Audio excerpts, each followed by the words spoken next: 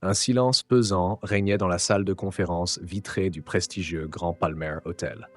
Pourtant, derrière les murs de verre et les lustres étincelants, ce n'était pas la quiétude d'un établissement 5 étoiles qu'on ressentait, mais l'ombre d'une panique grandissante.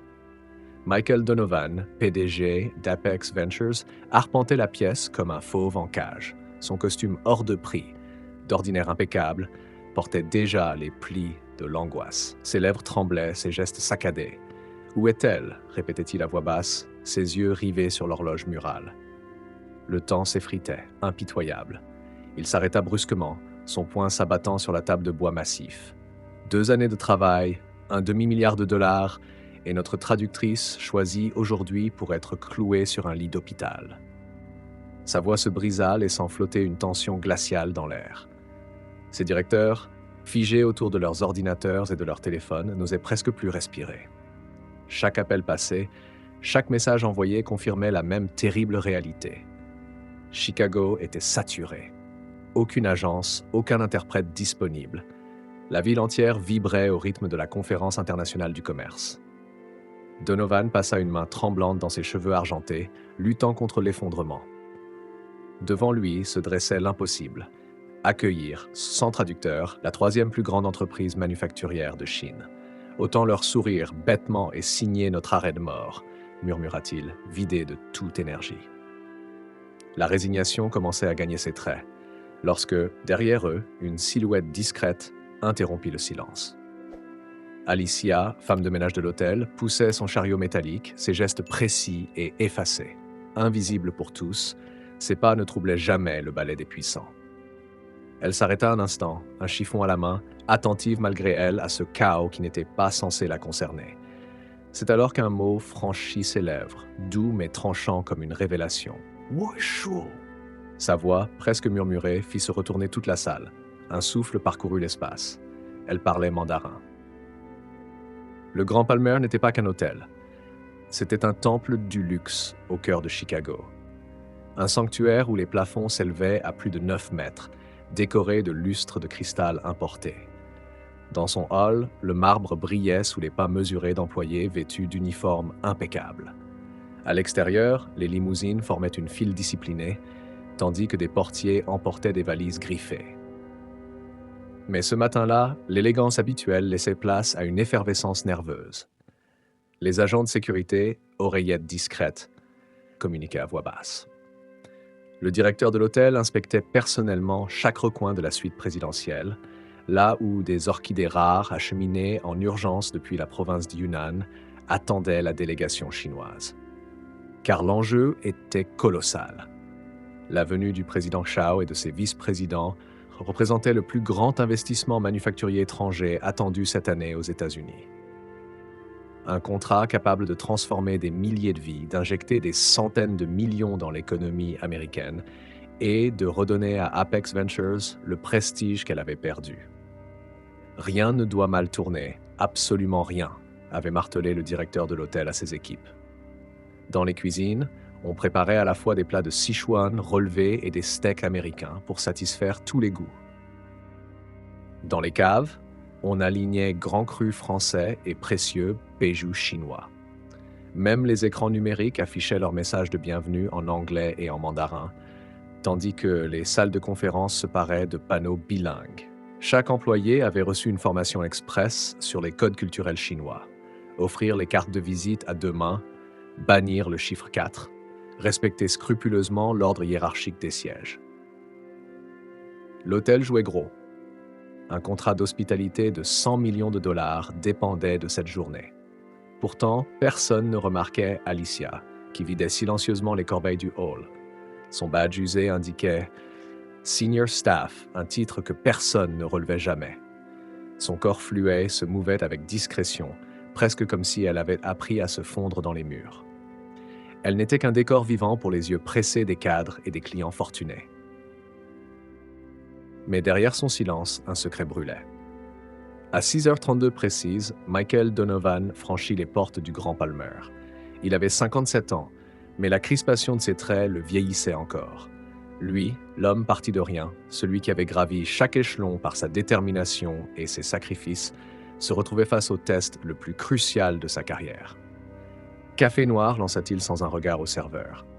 À ses côtés, Vanessa, son assistante, récitait avec rigueur le programme.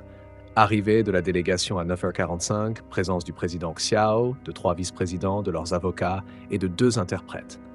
Apex avait sa propre traductrice, une certaine Madame Chen, attendue à 8h. Mais à 7h42, la nouvelle tomba comme une sentence. Vanessa, livide, accourut vers lui. Madame Chen venait d'être opérée en urgence. Appendicite. Indisponible. Un vertige parcourut Michael. Les appels s'enchaînèrent, frénétiques.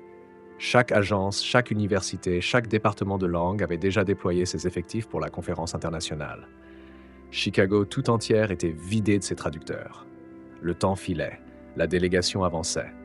Michael se tenait, tête basse, accablé. Un demi-milliard de dollars, réduit à néant, pour une seule absence. Et tandis que les cadres paniqués par les logiciels de traduction, excuses diplomatiques ou retards impossibles à justifier, Alicia, elle, poursuivait sa tâche, ramassant les gobelets vides, écoutant chaque mot. Elle savait. Elle comprenait. Elle voyait les caractères chinois griffonnés au tableau, les termes mal prononcés, les erreurs qu'elle aurait pu corriger d'un geste. 15 années à écouter sans être écoutée, à se rendre invisible dans ces mêmes couloirs, l'avaient transformée en témoin silencieux de tous leurs secrets. Mais ce jour-là, alors que son chariot grinçait dans le silence glacé, l'invisibilité devenait un fardeau.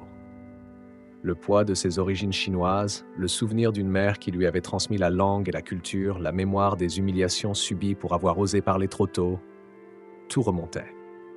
Quand Michael murmura d'une voix brisée « Tout s'effondre parce que personne ici ne parle mandarin », Alicia s'arrêta. Ses doigts tremblaient sur une tasse qu'elle n'avait pas encore ramassée. Elle releva enfin la tête et d'une voix claire, elle dit « Je peux vous aider.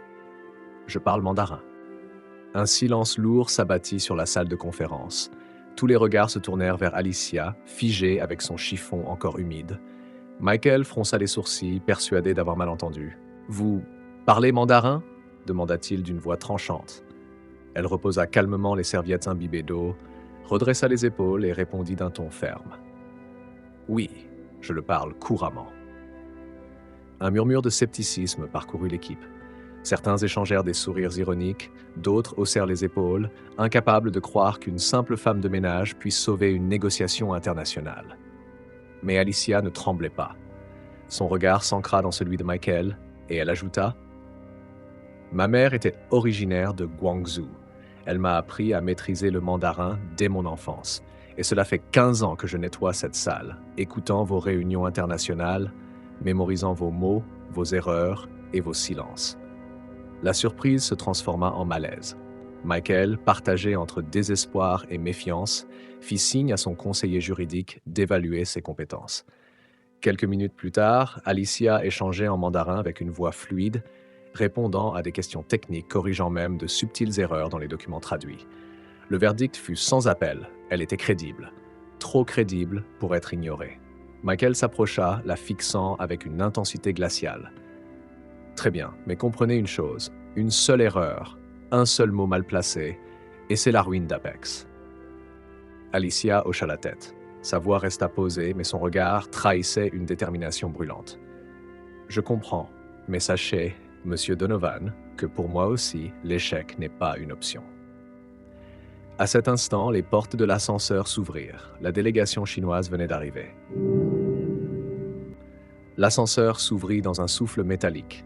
2 hommes en costume sombre en sortirent les premiers, oreillette à l'oreille, balayant le couloir d'un regard sévère. Puis vinrent les assistants, chargés de dossiers et de portefeuilles. Enfin, la silhouette imposante du président Xiao apparut, suivie de ses vice-présidents et de ses conseillers juridiques. Tout dans leur démarche respirait l'autorité et la précision.